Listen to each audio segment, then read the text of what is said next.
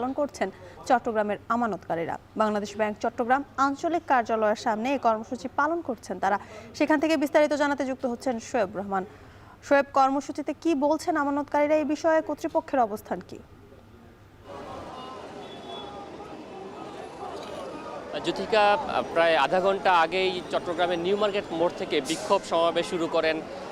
আমানতকারীরা এবং সেখান থেকে তারা একটি বিক্ষোভ মিছিল নিয়ে বাংলাদেশ ব্যাংক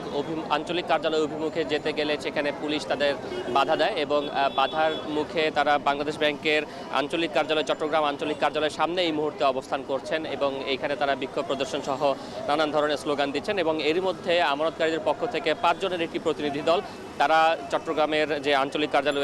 কার্যালয় রয়েছে বাংলাদেশ ব্যাংকে সেই কার্যালয়ে প্রবেশ করেছেন এবং তারা সেখানকার ঊর্ধ্বতন কর্তৃপক্ষের সাথে কথা বলবেন এবং নিজেদের যে দাবি দেওয়াগুলো রয়েছে সেই দাবি দেওয়াগুলো তারা তাদের সামনে উপস্থাপন করবেন এবং পরবর্তীতে আমরা জানতে পারবো যে আসলে সেখানে কি কথা হয়েছে। তবে এখানে যারা সাধারণ আমানতকারীরা এসেছেন তাদের সাথে আমরা কথা বলেছি, তাদের মূল যে দাবিটি সেটি হচ্ছে যে হেয়ার কাট বাতিল করতে হবে এবং তারা বলছেন যে এই হেয়ার কাটের কারণে তাদের যেই মূল টাকা সেই মূল টাকা থেকে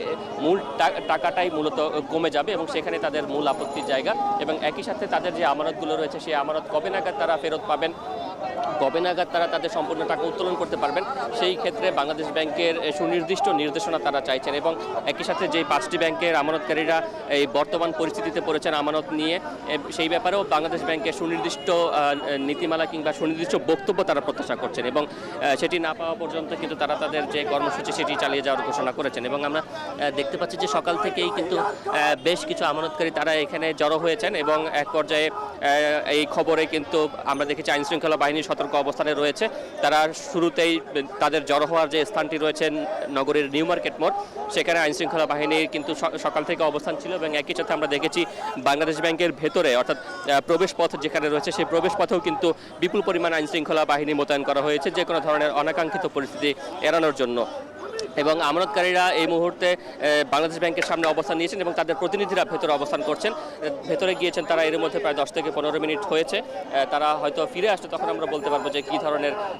বক্তব্য তারা জানিয়েছেন বা কর্তৃপক্ষের সাথে তাদের কী কথা হয়েছে সেই বিষয়টি কিন্তু তারা জানতে পারবো। তবে মূলত গত কয়েকদিন ধরে আমরা দেখেছি খাতুনগঞ্জ এবং আগ্রাবাদের কয়েকটি শাখাতে কিন্তু আমানতকারীরা তালা ঝুলিয়ে দিয়েছিলেন এবং তারই প্রেক্ষিতে কিন্তু বাংলাদেশ ব্যাংকের মুখপাত্র তিনি তাদের আমানতকারীদের দাবি যে তাদেরকে দুষ্কৃতিকারী হিসেবে তিনি মন্তব্য করেছেন, সেই বক্তব্যের প্রতিবাদে মূলত আজকের এই কর্মসূচি তারা ডেকেছেন। তো চট্টগ্রাম থেকে আমানতকারীদের যে কর্মসূচি সেটি নিয়েই ছিল আমার কাছে সবশেষ। জ্যোতিকা,